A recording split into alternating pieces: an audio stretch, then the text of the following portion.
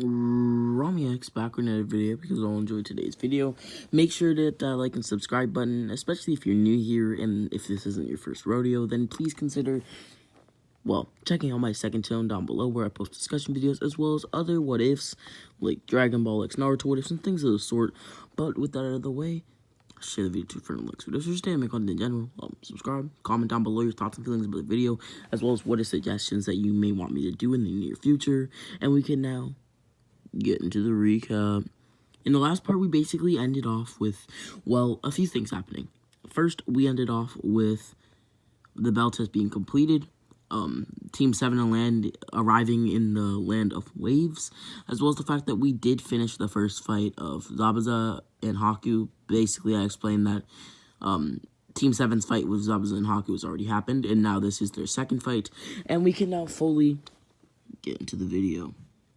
Two blades would clash. The blade of Naruto Uzumaki, ninja from Konoha, and Degenin at that, and the blade of Zabuza Momochi, demon of the mist, a great swordsman and former 7 ninja swordsman of the mist.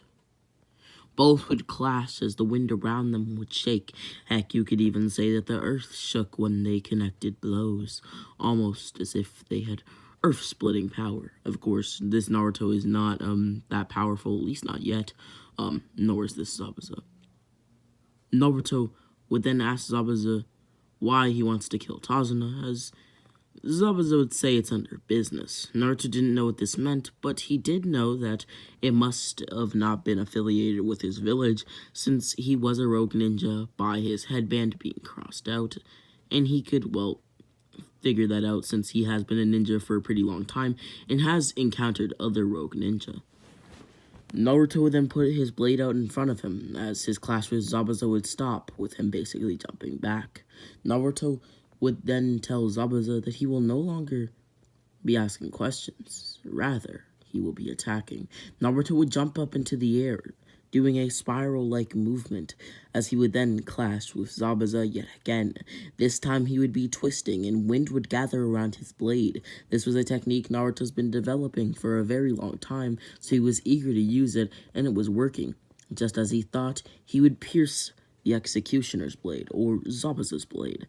Now, quick thing, if you didn't know, the Executioner's blade actually can be healed, or can be restored, even if somebody, like, breaks it in half, as long as you have blood, or as long as the, like, sword is, like, encounters blood, you can fix it. It's really weird. I guess it's just because the iron and the blood can, like, heal it. It's really weird, but, yes, that is a thing. But that out of the way, Naruto would only be tipping, or would only be, like, breaking, like, the tip of the sword, so he's not, like, breaking it in half or anything like that. Just, like, the tip where you would see that little circle where you can put your, like, head through it and, like, spin it, if you know what I'm talking about. It's also why it's called the Executioner's Blade. But with that out of the way, Naruto would then ask Zabuza if he would continue his fight, like, if he wanted to continue his fight, as Zabuza would nod. Just because my blade is broken does not mean it cannot be restored. Naruto didn't know what he meant by that, but would continue to fight Zabuza. Zabuza would intentionally weaken himself. At this point, he's basically showing Naruto what Naruto thinks is his full strength, but it's actually not even close to it, maybe 50%. But with that out of the way, he's doing it so that he can overwhelm Naruto. He actually sees Naruto as a threat, the first time a genin of any sort has ever given him a threat. As we know, Naruto is no ordinary genin because he has the 9 tails, and because, well, at this point he's, well, I'd say even Jonin level, but maybe even more. But with that out of the way, Naruto would then be hit with the Executioner's blade. This would actually go into him, like it would impale him, and he would basically be hit in his spleen. As you may or may not know, you don't actually need a spleen to survive, so this would hurt Naruto, but it would not kill him, not even close. Wouldn't, like, leave him in a, you know, fatal situation.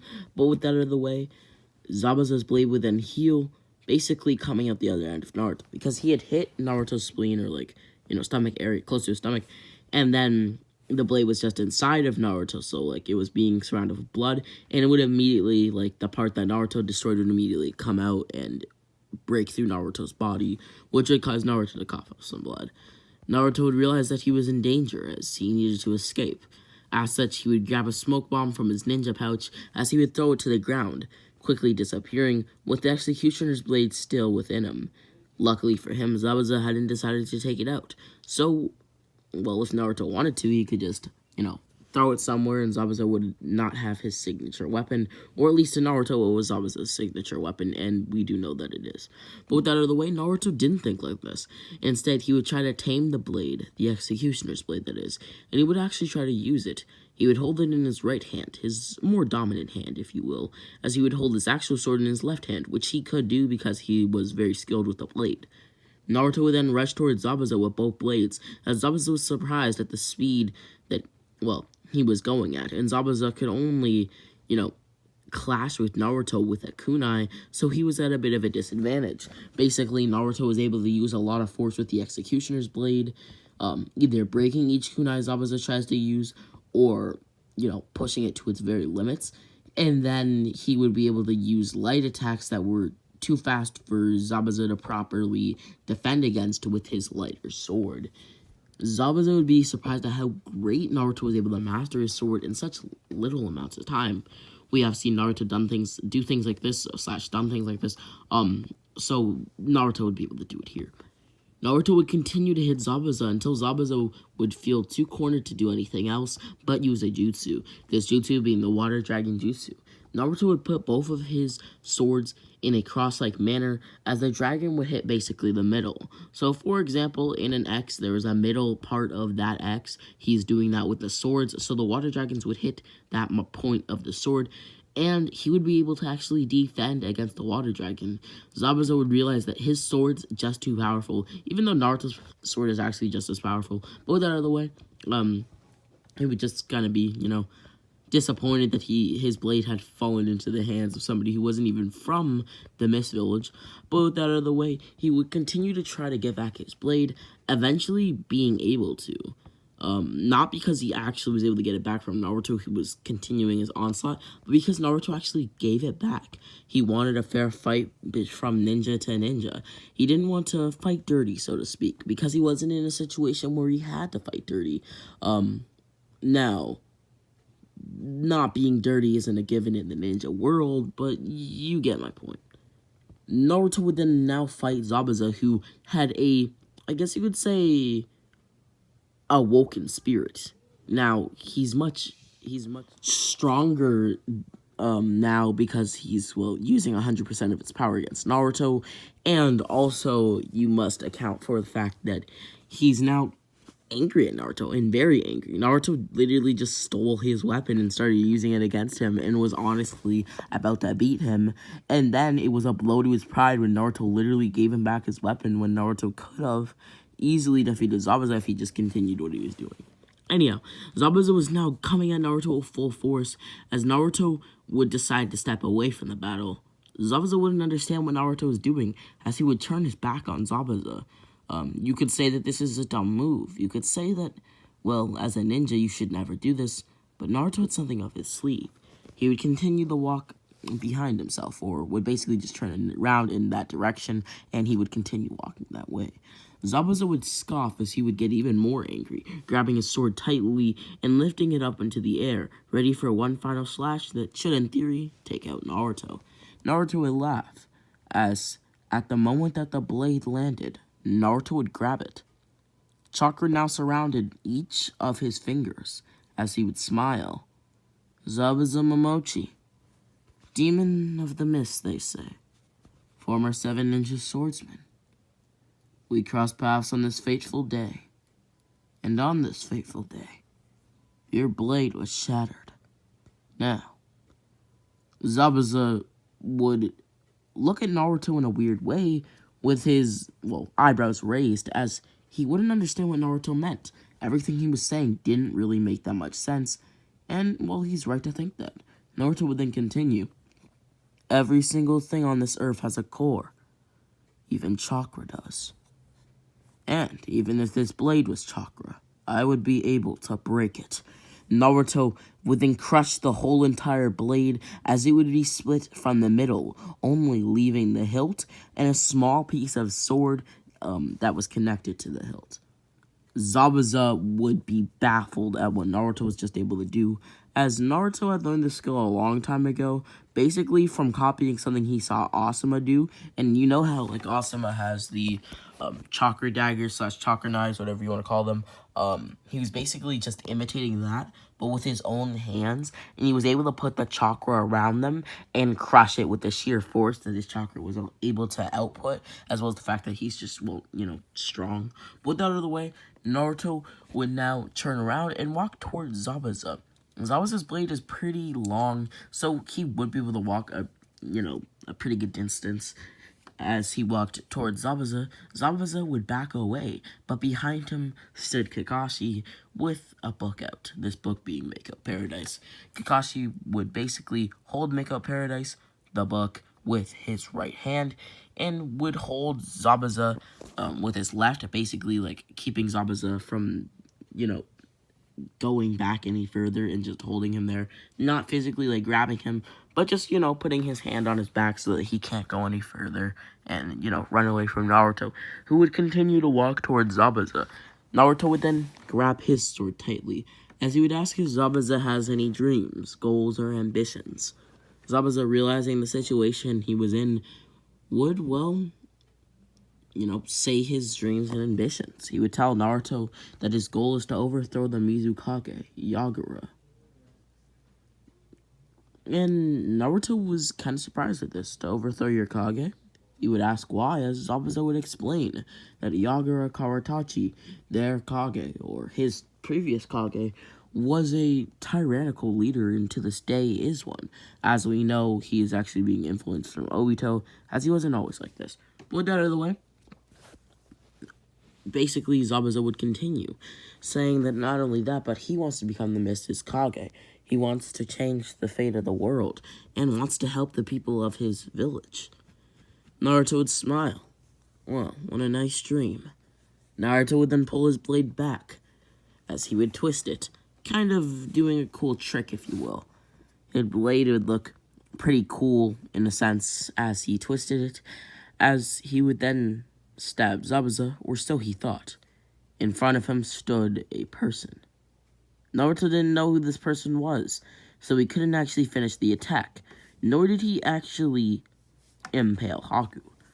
Haku would sweat a little, as he thought that he was going to die, and did not thought that, not think that he was going to survive. Naruto would look surprised at Naruto as he scratched the top of his head. "Who are you?" he would ask. Haku would take off his mask, as Naruto would remember Haku as the person that he met in the forest. Naruto would then switch his whole, attitude, as Haku would ask why Naruto hadn't killed him, or wasn't, impaling him at this moment, as Naruto would explain. It's not because, I know you, or I knew it was you. It's more so because anybody who wields a blade should be able to control it. A blade should only kill when you want it to. Most of the time, I don't like killing. I actually try to avoid it. Unless it's said that I have to do it in the mission. And you threatened my team, so I probably would have killed Zabuza, but not you. Why step in front of a man who was about to die? Do you have a death wish yourself? No, nothing like that, Naruto. Then what is it? I merely serve Master Zabuza. Serve Master Zabuza, huh? Are you saying that he controls you, almost as if you were a puppet? In a sense, if he wanted to, yeah. Naruto would grit his teeth. Well then, let's kill the puppet master. Naruto would quickly appear behind Zabuza, faster than Haku and Zabuza could both react, as he would stab Zabuza. Zabuza would cough up some blood, as Haku wouldn't know what to do. He wasn't able to protect his sensei slash master slash father figure. It's kind of complicated, how, Haku and Zabuza are. I think most of us know that. But with that out of the way, Naruto would basically just hold his blade in Zabuza, as he would tell Zabuza that if he moves 3 inches to the left, then he will die. And if he moves about 30 inches above, or, jumps or anything of the sort, he will also die. And if he moves 16 inches to, just in front of him or behind him, so basically if he walks forward or walks backwards, he will also die. And if he doesn't move and, has nothing happen, well, then he will also die, but within 6 hours. Zabuza wouldn't know what to do as this blade was just within him. Naruto would then tell Zabuza this is something that he's used against many ninja, maybe one's even stronger than he is. Actually, he escaped your Kage. Zabuza would look at Naruto with a face that just screamed liar, if you will, and Naruto would shake his head. Oh, Zabuza, I'm no liar. Trust me, I met Yagura Karatachi, the one with the staff that can mirror people's abilities. Green hair, pink eyes, a scar over one of his eyes. The 3 Tails Jinchuriki. Yes, I know exactly what you're talking about. And I don't like him at all. Actually, if I knew about this sooner before we fought, maybe I could have ended any conflict, since we have a common enemy, so to speak. Do you really hate Yagura? No, I don't care if you do or don't, but why do you hate him? If you truly do, then why do you hate him? It can't be the same reason as I. You can't be from the Mist Village. You're a Leaf Ninja, aren't you? Well, you're right, but put it simply, Yagura imprisoned me. And I want revenge. Naruto would say this quiet enough for nobody else to hear, but would say it loud enough for Zabuza to hear, as he is behind Zabuza and can kind of whisper in his ear. Zabuza would go wide-eyed, as he would look back, asking if Naruto was serious. Naruto would nod. Maybe you can join me. We can start a ninja group of sorts.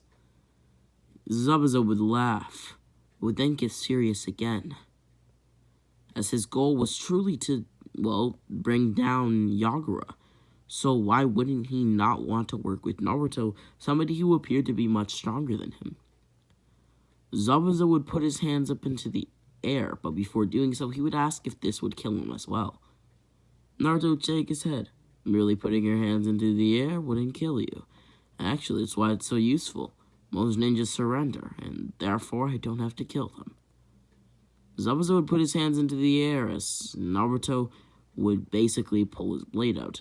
This would cause some blood to leak from the wound, but Naruto would basically toss Zabuza some bandages and would ask Zabuza to come with him, telling both Haku and his team to stay there, as he would also tell Kakashi to go check on, Sasuke, but then would realize Kakashi was no longer there. He was already, where Sasuke was in the ice prism, as he would be able to basically, see that Sasuke is still alive, as, yeah.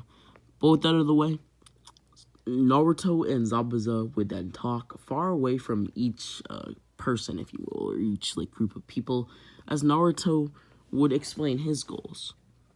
Now, if we are going to create a ninja group, I need a basis. Do you want to join? Zabuza would nod.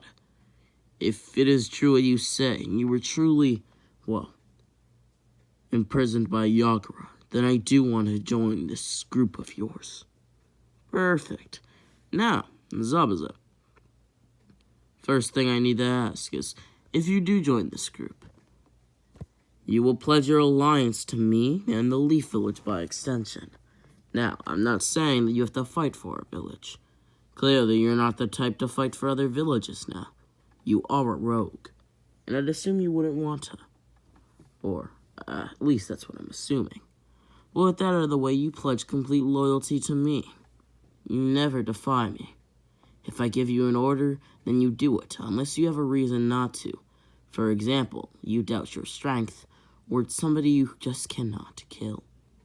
Now, you will go around collecting people. What do you mean? You will collect people to fight for the cause. Whether that be people who are broken, bandits, rogue ninja alike, or people who want change. Maybe reconnect with some Miss Ninja who you knew from long ago, who can help us in our journeys. And now you must know my 3 main goals.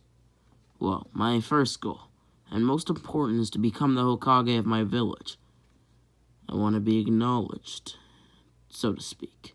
Now, my second goal, well, it is to defeat Yagura. Well, I have my reasons, as you may know. And my third goal, well, it is to unite every nation in this world, and to bring true peace and unity to it. What? You want peace and unity? Do you really think that is possible? I will make the impossible possible, no matter how much it takes. No matter how much blood, sweat, and tears I pour into it, I will make the impossible possible. Do you understand me, Zabuza? Yes, I understand you. Now, from this day on, you will serve me. You got that? And you will spread the message. By extension, if they serve you, they serve me.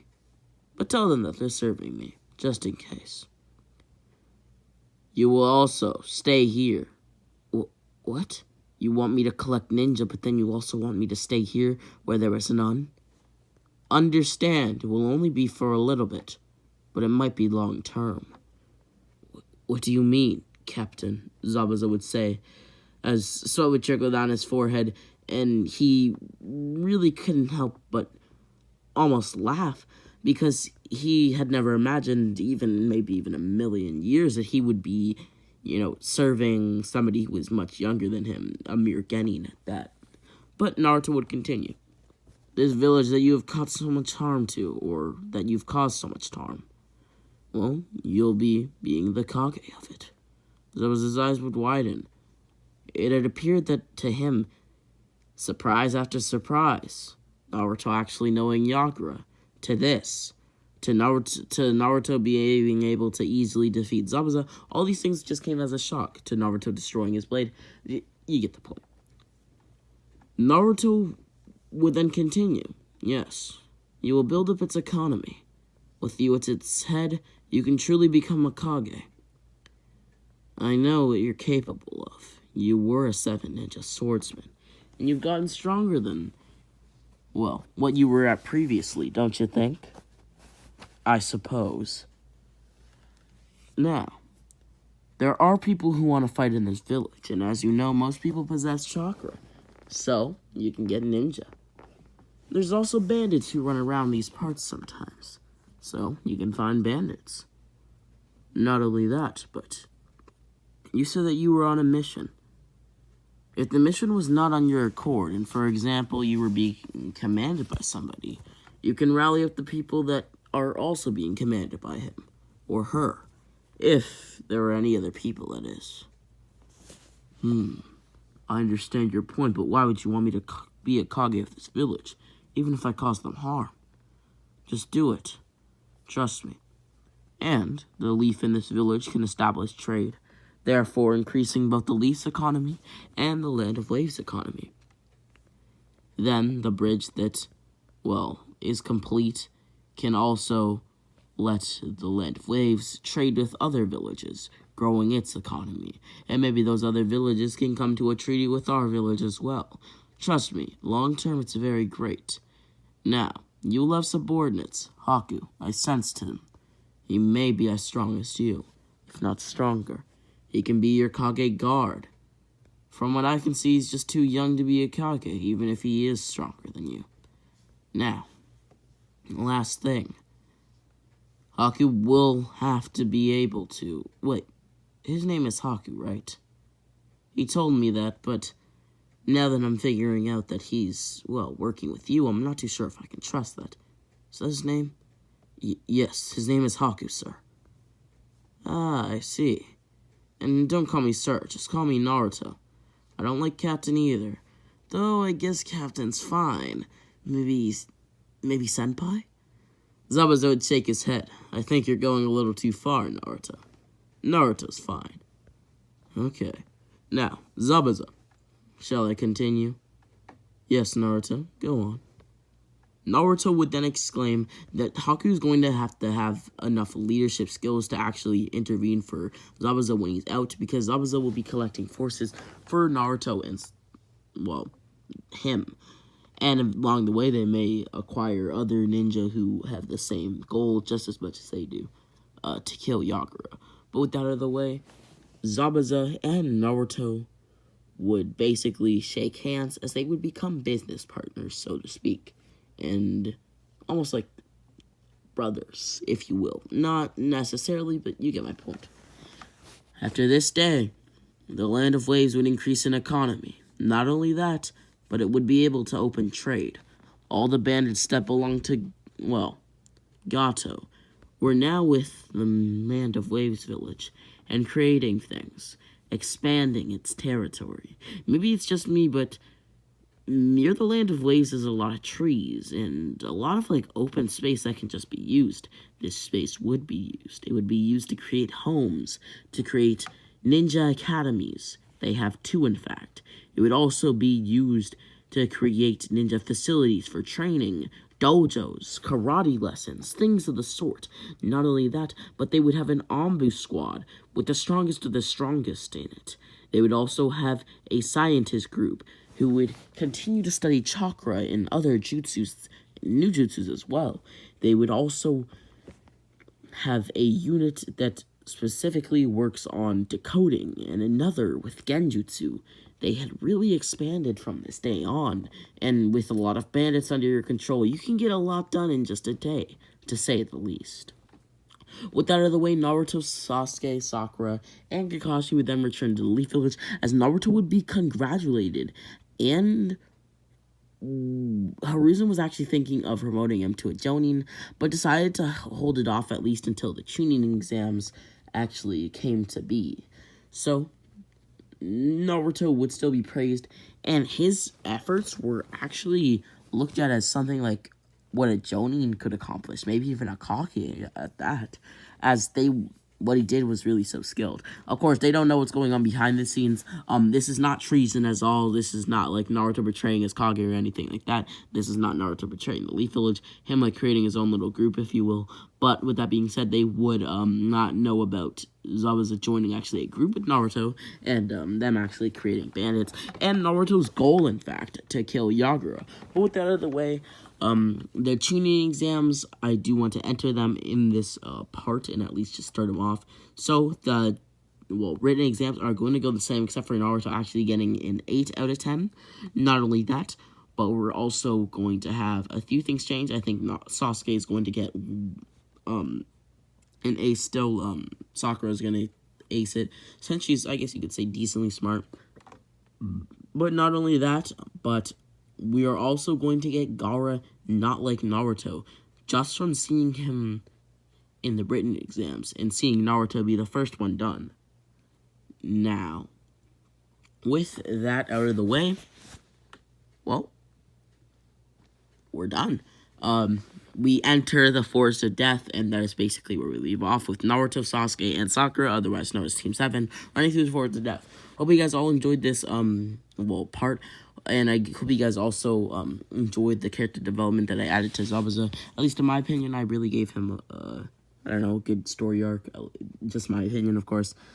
Maybe I made him a better character in your eyes, maybe I didn't, but, sometimes you just can't change the great. With that out of the way, I hope you guys all enjoyed. Make sure to like, share the video to your friend, like, for this and content in general. Subscribe if you are new here, especially if you're new here. And if this isn't your first rodeo, when you have already subscribed, if this isn't your first rodeo and you haven't subscribed, what are you doing? Check out my second channel down below where I also post videos and discussion videos, and Rami X out.